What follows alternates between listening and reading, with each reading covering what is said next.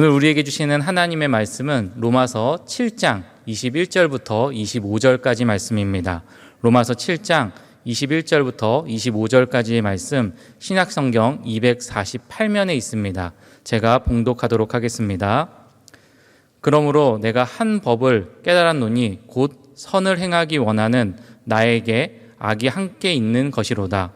내 속사람으로는 하나님의 법을 즐거워하되 내 지체 속에서 한 다른 법이 내 마음에 법과 싸워 내 지체 속에 있는 죄의 법으로 나를 사로잡는 것을 보는도다. 오라, 나는 공고한 사람이로다. 이 사망의 몸에서 누가 나를 건져내랴. 우리 주 예수 그리스도로 말미암아 하나님께 감사하리로다. 그런즉 내 자신이 마음으로는 하나님의 법을, 육신으로는 죄의 법을 섬기노라. 아멘. 오늘 2부 예배 때 바로 이 자리에서 학습, 입교, 세례 의식이 있었습니다. 60명이 넘는 많은 사람들이 학습 또 입교, 세례를 받았습니다. 그리고 어제 토요일 날에는 이걸 위한 문답이 있었어요. 지난주에는 교육을 받고 또 일주일 동안 공부하고 어제는 이제 문답, 그러니까 확인을 해보는 겁니다. 이 사람의 신앙을, 예수를 정말로 믿는가, 이걸 이제 확인을 하는 시간이 있었습니다. 그리고 입교받는 사람, 또 세례받는 사람에게는 입교자는 유아 세례를 받았다가 장성하여서 자기 입으로 고백을 하는, 신앙 고백을 하는 이런 사람을 말합니다. 그분들에게는 간증문을 저희 교회는 요청을 합니다. 그래서 예수 믿기 전에 어떻게 살았는지, 또 예수를 어떻게 만났는지, 또 예수 만나고 난 다음에 자기 삶이 어떻게 변했는가를 간략하게 간증을 써서 제출합니다. 그리고 이분들에게 이제 앞으로 교회 출석을 정기적으로 매주마다 이제 하도록 권면을 합니다. 또 말씀 그리고 기도 생활 이걸 또 권면을 해요. 근데 이 모든 교육과 문답과 예식이 전체 과정이 다 예수 그리스도를 중심으로 하고 있습니다. 그러니까 이분들은 예수를 믿기로 결심을 한 사람들이에요. 그 예수를 믿는다고 신앙 고백을 분명하게 하는 사람들입니다. 아마 이 안에도 이미 세례를 받은 사람들이 많이 계시라고 생각을 합니다. 참 고마운 일이지요. 또 감사한 일입니다. 자, 그런데 이렇게 이제 기독교 안으로 정식으로 입문을 했어요. 들어왔어요. 참 감사한 일이죠. 그런데 기독교 안으로 정식으로 입문을 하고 난 뒤에 대개 이제 신자들이 두 가지를 함께 경험을 합니다. 첫째로는 이제 기쁨이 있어요. 또 평안이 있어요. 이번 우리 새생명의 축제 주제도 나의 평안을 주노라 했는데 저는 예수님의 평안을 말합니다. 그런 평안이 있어요. 또 감사가 있어요. 그러니까 기쁨이라는 게 그저 막 재미있고 즐겁고 이런 게 아니고 영적인 기쁨입니다. 또 평안이라는 게 그저 육신도 마음도 그냥 편안하다 이런 게 아니고 영혼의 깊은 내적인 평안이 있어요. 또 그저 일이 잘 되고 잘 돌아가니까 참 기분이 좋다 이게 아니고 마음으로부터 우러나오는 감사가 있어요. 이런 것들은 그 전에 경험을 못 해본 것들입니다. 말하자면 좀 어떻게 신비하다고 할까요? 내가 이렇게 평안할 때가 아닌데도 이런 평안이 있고 말이죠. 좀 이상스러운 그런 평안이라고 해도 좋아요. 그게 있습니다. 그런데 이게 뭔가 하면 바로 하나님께서 우리에게 주신 선물들이에요. 이 땅에는 없습니다. 하나님이 하늘로부터 우리 영혼에 부어주시는 선물들이에요. 우리는 이제 이런 것들을 한마디로 은혜라고 부릅니다. 이 은혜는 그저 교회 안에서만 필요한 게 아닙니다. 교회 밖에서도 필요해요. 또 주일날만 필요한 게 아니지요. 날마다 순간마다 이 은혜가 필요합니다. 우리는 말씀과 기도를 통해서 은혜를 받아요. 또 주일날이면 오늘처럼 모여서 예배를 드리면서 은혜를 받아요. 또 성도들끼리 교제하면서도 은혜를 받습니다. 또 봉사하고 섬기면서도 은혜를 받아요. 참 이런 것들은 모두가 다 아주 긍정적인 우리 신앙생활의 어떤 면들입니다. 그러니까 아마 은혜를 이렇게 직접 본인이 경험을 하시면 속으로 이런 생각을 하실 것 같아요. 참 좋다, 감사하다. 정말로 그동안 몰랐는데 이런 세상도 있구나. 내가 진즉에 예수를 믿을 걸 그랬다. 이런 생각을 할 것 같아요. 자, 그래서 하나님에 대한 사모하는 마음이 더 생기고 신앙생활에 열심을 더 냅니다. 이 모든 건 다 좋아요. 감사한 일들이에요. 자, 그런데 우리 신앙생활에 본격적으로 이제 기독교 입문한 후로 신앙생활을 시작하면서 또 다른 면 하나가 있어요. 그게 뭔가 하면 자꾸 죄를 짓는 겁니다. 그러니까 죄를 안 지으려고 해도 나도 모르게 죄를 지어요. 여러분 신앙생활을 하면서 또 신앙이 자라면서 일부러 죄를 지으려고 하는 사람은 없어요. 우리는 죄를 피하려고 합니다. 죄를 이기려고 합니다. 그런데 종종 실패를 해요. 그래서 이제 마음속에 자책감이 생기게 됩니다. 그러니까 어떨 때는 보면은 조금 괜찮을 때도 있어요. 근데 그게 오래가지 못합니다. 조금 있다가 다시 죄를 짓습니다. 넘어집니다. 시험에 빠집니다. 그러니까 반복적으로 신앙생활을 본격적으로 시작한 뒤에 죄를 짓는 자기 모습을 보는 거예요. 그러니까 이 죄라는 감옥에서 내가 완전히 벗어나지 못하고 있다는 것을 수시로 확인을 하게 됩니다. 여러분 아까 우리가 읽었던 이 로마서 7장의 오늘 본문 말씀은 바로 그걸 다루고 있어요. 그러니까 모든 거듭난 신자가 공통적으로 겪고 있는 문제, 갈등, 이걸 바울이 본격적으로 다루고 있습니다. 바울도 이제 우리와 같은 인간 아니겠어요? 자신은 이제 신앙생활을 쭉 경험을 하면서 자기가 한 법을 깨달았대요. 한 법을 여기 21절을 보면 그러니까 한 가지 영적인 원칙을 자기가 발견하게 됐대요. 그게 뭔가 하면 선을 행하기를 원하는 나에게 악이 함께 있는 것이로다. 그러니까 내 안을 들여다보니까 두 개의 나가 있더라는 거예요. 하나는 선을 행하기를 원하는 내가 있고 바로 그 옆에 악과 함께 있는 나. 이 두 나가 있어요. 두 개의 자아가 늘 충돌을 합니다. 늘 갈등을 일으킵니다. 대립을 일으킵니다. 그리고 안타깝게도 결과를 보면 어떤가 하면은 선이 악을 이기는 게 아니라 악이 종종 선을 이기더라. 그걸 발견했다는 거예요.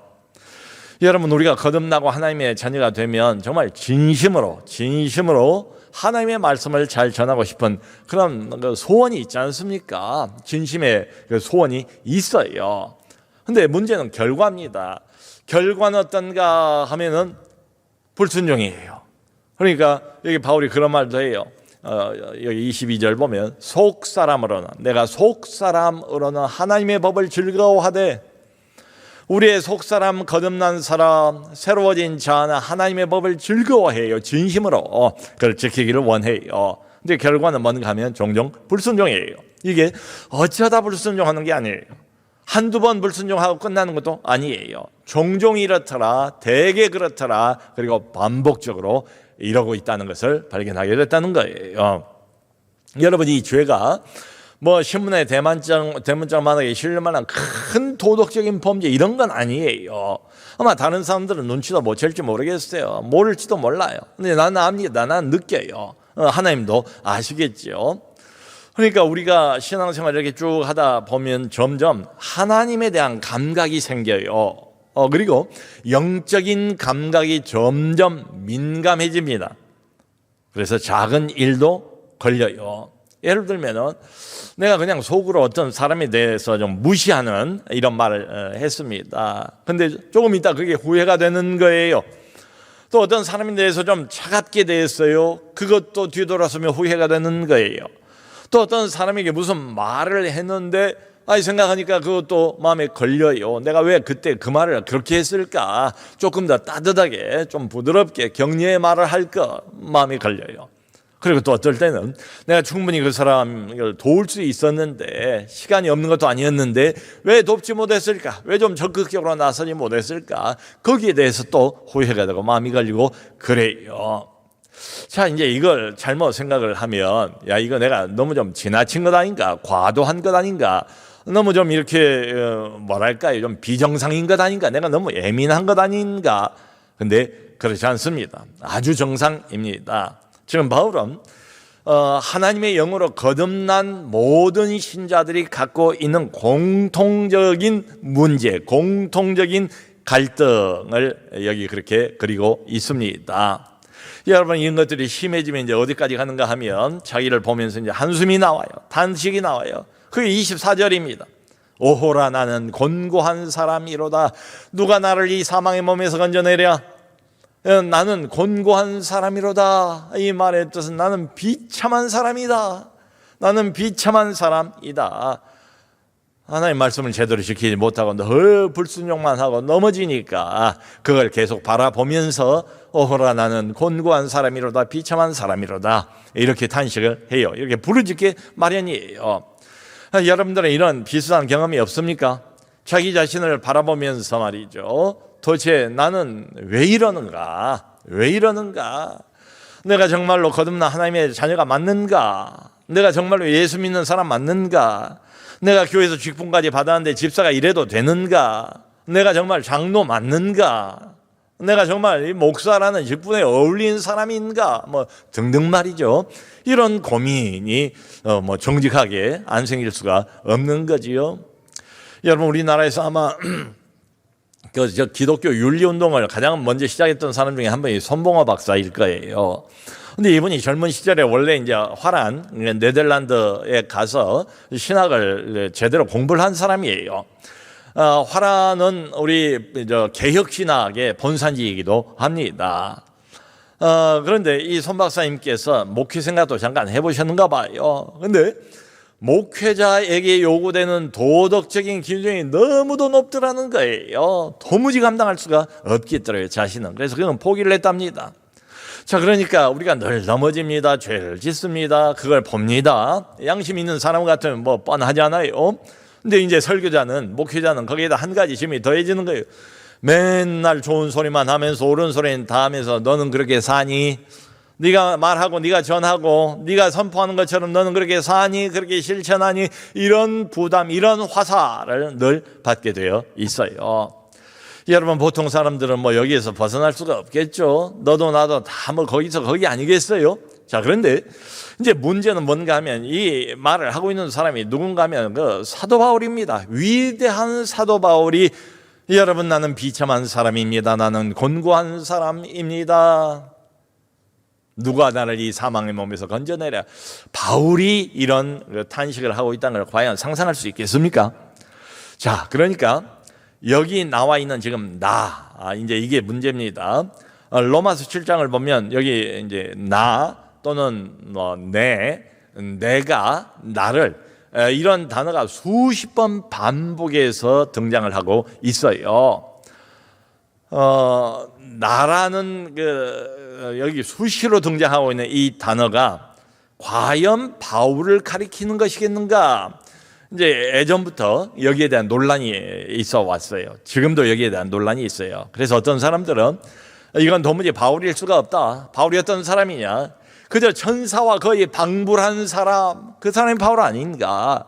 그야말로 거룩과 경건의 극치에 가 있는 사람, 그 사람이 바울 아닌가? 바울이 누군가? 내게 사는 것이 그리스도이니 죽는 것도 유익함이라고 말했던 사람 아닌가? 내가 살든지 죽든지 내 몸을 통해서 그리스도만 존귀히 나타나기를 원한다고 말했던 사람이 바울 아닌가 하면서 바울이 아닐까라고 그렇게 생각을 합니다. 자, 그런데 그 유명한 성 어거스틴 이후로 보수주의 신학자들은 대부분 바울이 맞다. 바울은 지금 자기 경험을 바탕으로 해서 이야기하고 있다. 여기 나는 바로 바울 자신이다 라고 이야기를 해요. 자, 맞습니다. 자, 그런데 바울이 자신의 경험을 바탕으로 해서 이야기를 하는 건 맞습니다. 자, 그런데 이 경험을 그러니까 자기가 시행착오를 겪고 수없이 많이 넘어져 보고 또 이렇게도 살고 저렇게도 열심을 내보고 또 실패하고 이런 것들이 이제 쌓인 거지요. 여러 경험들을 다 종합을 했어요. 그 경험들을 요약을 했어요. 그 경험들을 그리고 난 다음에 이것을 보편화를 시켰어요. 경험을 요약했습니다. 정리를 했습니다. 자기 경험을. 그래서 성도들에게 실제로 유익을 주기 위해서 말이죠. 우리 성도들이 실제로 만나고 있는 매일같이 겪고 있는 문제가 바로 이것 아닙니까? 옛사람의 자아와 새 사람의 자아의 충돌 말이죠. 우리가 날마다 겪고 있는 이 갈등을 좀 더 잘 이해할 수 있도록, 쉽게 이해할 수 있도록 바울이 자기의 경험을 기반으로 하기는 했지만 그 경험을 종합, 요약, 정리를 해서 보편화시킨, 그러니까 한 전형적인 사람을 등장시키고 있다는 거예요. 그게 납니다. 여러분, 예를 들어서 우리 이제 주부들이 가정에서 가족들이 이제 맛있는 식사 준비를 하잖아요. 근데 우리 한국 사람들이 제일 즐겨 먹는 음식 중에 된장찌개가 있어요. 또 김치찌개가 있습니다. 여러분, 결혼하자마자 이 새댁이 처음부터 이렇게 솜씨가 좋았을까요? 그럴 리는 없습니다. 그러니까 결혼하자마자 이제 된장찌개를 처음 만들어 가지고 남편을 대접을 이렇게 하는데 정말 맛이 없어요. 예를 들어서 그래도 마음이 착한 남편 같으면 내가 이 세상에서 이렇게 맛있는 된장찌개는 난생이 처음이다, 이제 이렇게 이야기를 하겠지요. 그러니까 부인을 격려하기 위해서, 부인도 무슨 소리인지는 알 겁니다. 이게 사랑을 먹고 또 사랑의 반응을 그렇게 보이는 거지요. 자, 그런데 10년 지납니다. 20년 지납니다. 30년 지납니다. 그러면 어떻게 됩니까? 여러 된장찌개 만드는데, 김치찌개 만드는데 실패를 하겠지요. 시행착오를 겪겠지요. 이런 경험들을 쭉 통과를 하면서 이 사람이 이제 점점 비결을 나름대로 찾아가는 거예요. 그러니까 여러 번의 시행착오를 거친 자신의 경험을 다 종합을 하고 요약을 하고 그걸 정리를 해서 나중에는 한 20년, 30년쯤 지나면 거의 완전한 레시피를 갖게 돼요. 말하자면 지금 바울이 이 문제 때문에 계속 고민하고 갈등을 겪고 있는 성도들을 돕기 위해서 한 전형적인 영적인 원리, 영적인 레시피를 이야기해 주기 위해서 한 전형적인 인물을 여기 등장시키고 있습니다. 그게 바로 나예요. 여러분, 우리는 정말 예수를 믿고 또 거듭난 사람이라면 구원을 받았습니다. 근데 이미 구원은 받았는데 아직 그 구원이 완성되지 못했어요.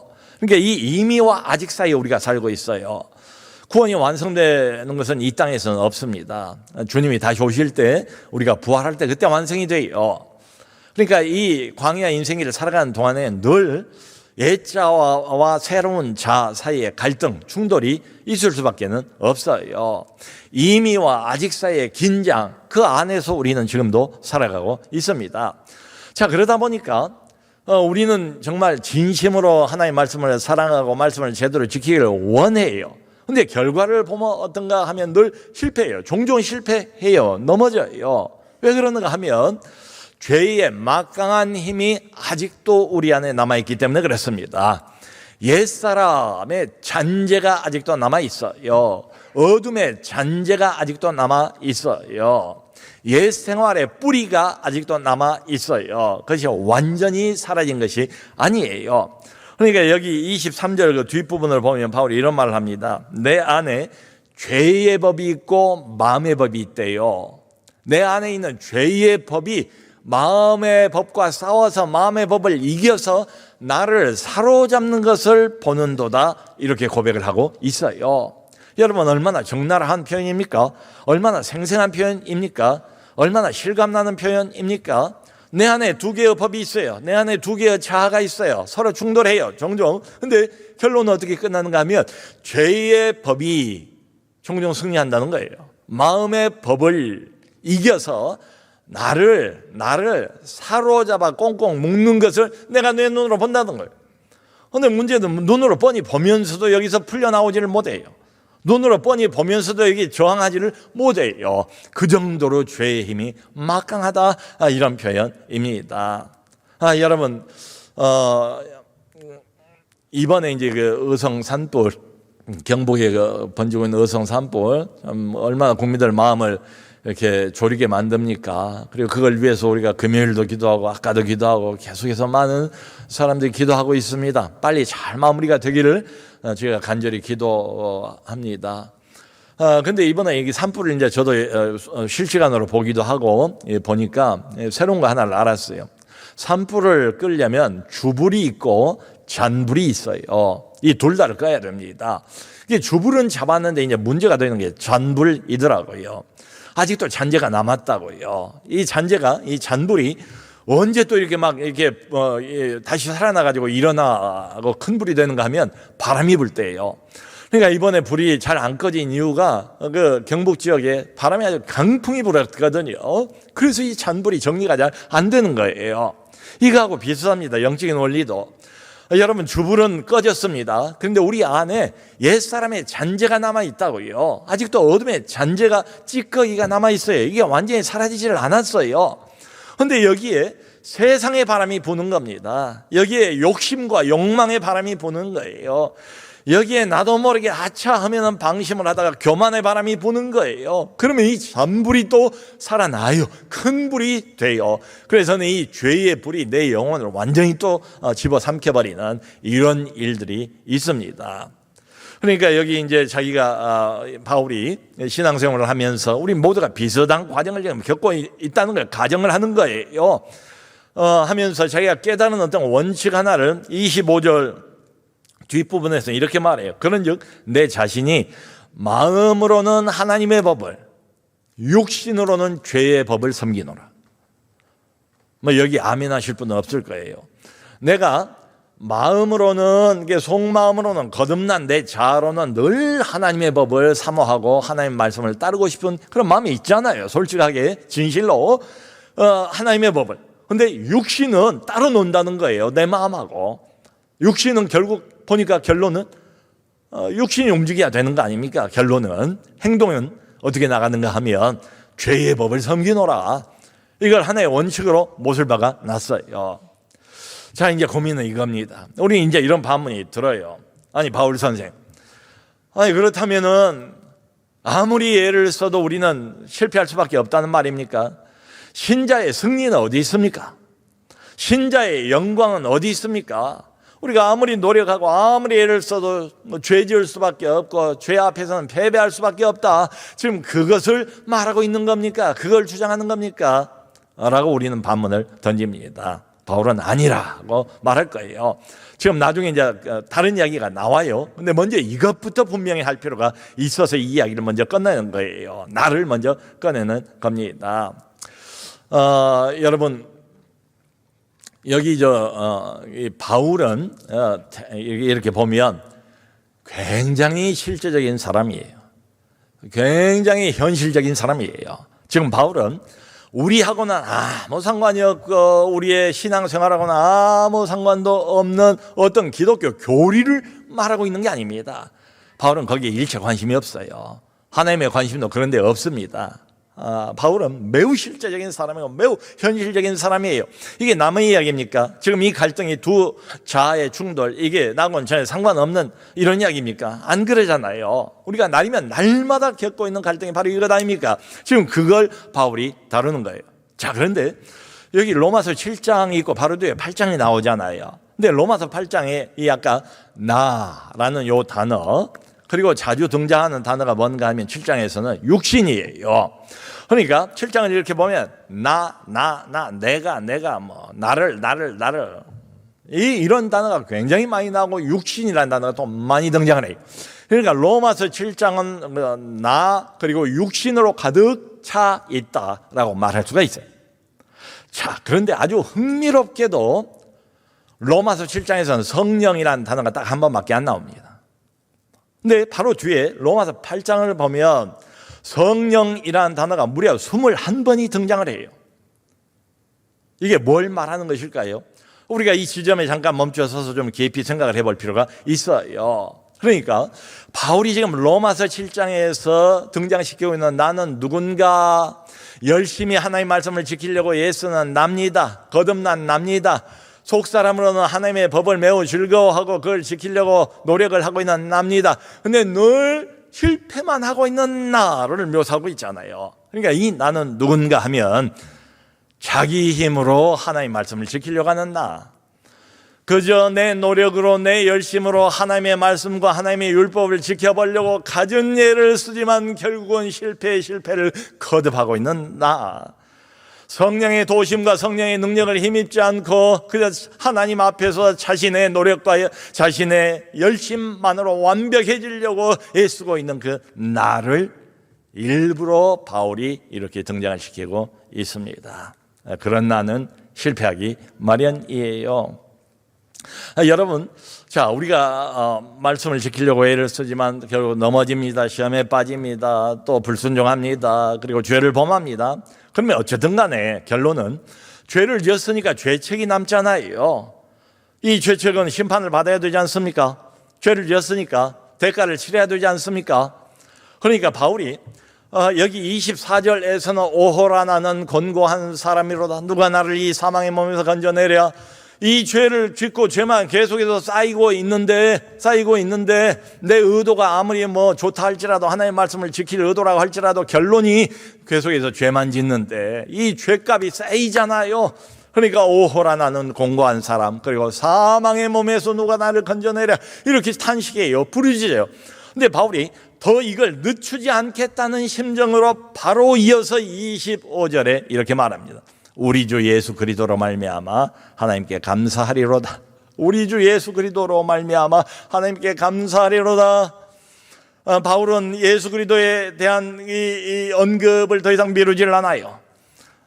그러니까 이런 거지요. 우리가 하나님 말씀대로 살려고 열심히 노력을 하지만 못 지킵니다. 넘어집니다. 반복해서 하나님 앞에 죄를 범합니다. 그러면 우리는 낙심해요. 실망해요. 죄책감이 들어요. 자책감이 들어요. 그러니까 바울이 이렇게 말하고 싶은 겁니다. 그래도 너무 염려하지 마라. 죄 지어도 좋다 이 말이 아니에요. 죄 짓고 낙심하고 그래서 그것 때문에 하나님 앞에 나가지도 못하고 점점 하나님하고 멀어지려고 하는 그 영혼들을 바라보면서 그것 때문에 너무 낙심하지 말라. 왜? 우리 주 예수 그리스도로 말미암아 하나님께 감사하리로다. 하나님의 아들이 내가 받아야 할 모든 죄책을 다 받으셨으니까, 내가 받아야 할 정죄를 다 받으셨으니까, 하나님의 아들이 이미 십자가에서 내가 대신 받아야 될 하나님의 진노와 저주와 죄값과 심판을 다 받으시고 다 도말하셨으니까, 그게 끝났으니까 우리 주 예수 그리스도로 말미암아 하나님께 감사하리로다 말해요. 그리고 바로 이어서 로마서 8장 1절로 옮겨오면 그 유명한 구절이 있잖아요. 그러므로 이제 그리스도 예수 안에 있는 자에게는 결코 정죄함이 없느니라. 아멘, 아멘, 아멘. 그러므로 결론이 뭔가 하면 이제는 달라졌대요. 시대가 달라졌어요. 그리스도 예수 안에 있기만 하면, 예수 그리스도의 십자가를 정말로 믿고 십자가의 대속이 나 때문인 것을 믿기만 하면 결코 정죄함이 없느니라. 우선 급한 불을 끄는 것처럼 이 말을 먼저 해요. 그리고는 로마서 8장에서는 성령의 능력을 의지한 그리스도인의 승리를 본격적으로 21번에 걸쳐서 여기에서 나열하고 있습니다. 기회가 되면 다음번에 로마서 8장을 같이 한 번 더 보기를 원해요. 여러분, 만일에 여러분들이 어떤 사람을 사귄다고 할 때 두 종류의 사람이 있다고 가정을 한번 해보자고요. 한 사람은 굉장히 완벽한 사람이에요. 한 사람은 완벽하지 못해요. 한두 군데가 좀 이렇게 비어있는 것처럼 보이는 그런 사람이에요. 여러분들은 두 사람 중에서 택해야 된다면 어느 쪽 사람을 택해서 사귀겠습니까? 완벽한 사람을 사귀려고 하면 뭔가 나도 완벽해야 될 것 같은 느낌이 들지 않을까요?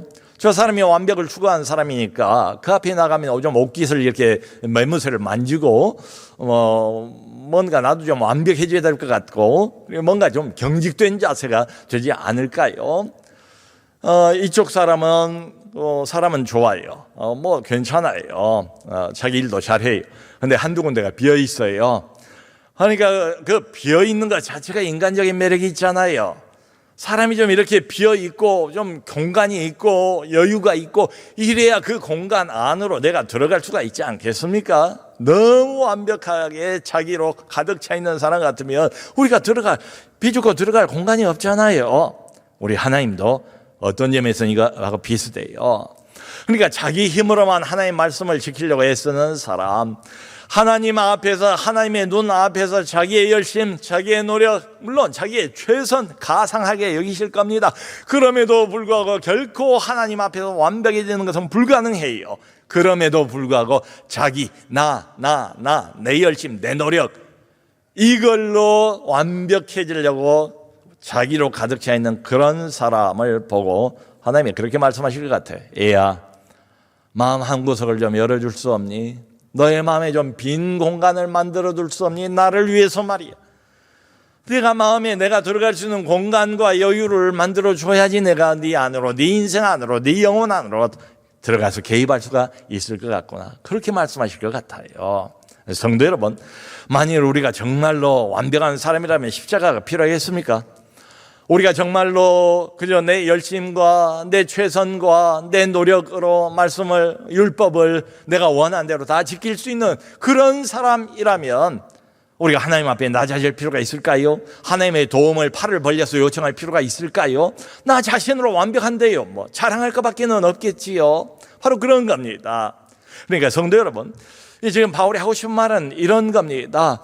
우리는 어쩔 수 없이 이미와 아직 사이에 긴장 속에 살고 있고 완벽한 사람은 아무것도 없다. 원튼 원치 않든 의도하지 않는다 할지라도 넘어질 수밖에 없다. 죄 지을 수밖에 없다. 그럴 때에 너무 자책감이 시달리지 마라. 그럴 때에 너무 못난 자신을 바라보면서 낙심하지 마라. 나라는 존재는 원래가 그런 존재예요. 하나님 떠나면 언제든지 무너질 수밖에 없는 존재예요. 하나님의 도우심 없으면 언제든지 멀리 어둠 속으로 깊이 빨려 들어가고 마는 그런 존재예요. 해당초 그래요. 지금도 그래요. 앞으로도 그래요. 그러니까 죄를 지었을 때 너무 너에게 연연해 하지 말라. 여러분, 우리가 연약하기 때문에 십자가가 필요한 것 아닙니까? 우리가 부족하기 때문에 자꾸 이렇게 애를 써도 넘어지기 때문에 하나님의 도우심이 필요한 존재 아닙니까? 그러니까 바울이 하고 싶은 이야기는 그겁니다. 죄를 짓고 넘어졌을 때 낙심하지 마세요. 하나님과 멀어지지 마세요. 하나님에게 등 돌리지 마세요. 스스로를 정죄하지 마세요. 이 말씀을 기억하세요. 우리 주 예수 그리스도로 말미암아 하나님께 감사하리로다. 그러므로 이제 그리스도 예수 안에 있는 자에게는 결코 정죄함이 없느니라. 이 말씀을 기억하세요. 사랑하는 성도 여러분, 우리가 죄를 지었을 때, 넘어졌을 때에 그래서 더욱더 십자가가 빛나는 것 아니겠습니까? 내가 무엇이 갈래? 심판을 받아도 저주를 받아도 진노를 받아도 아무 할 말이 없는 그런 죄인인데 나 같은 자가 무엇이라고? 하나님께서 이래도 용서하시고 저래도 용서하시고 이래도 받아주시고 저래도 받아주시고 있는 모습 그대로, 못난 모습 그대로, 초라한 모습 그대로, 실패한 모습 그대로 받으시는 우리 하나님. 여러분, 죄가 지으면 지을수록 십자가의 은혜가 더 커지지 않겠습니까? 십자가의 영광이 더 빛나 보이지 않겠습니까? 그러므로 죄를 짓는 그 순간이야말로 오히려 더욱더 십자가 앞으로 가까이 나오세요. 예수 그리스도를 더욱더 마음을 담아서 바라보세요. 그리고 내가 이렇게 연약해져 있을 때에 하나님 앞에 실수하고 실패하고 이럴 때야말로 십자가를 더욱더 튼튼하게 붙드는 우리 모두가 될 수 있기를 주 예수 그리스도 이름으로 축원합니다.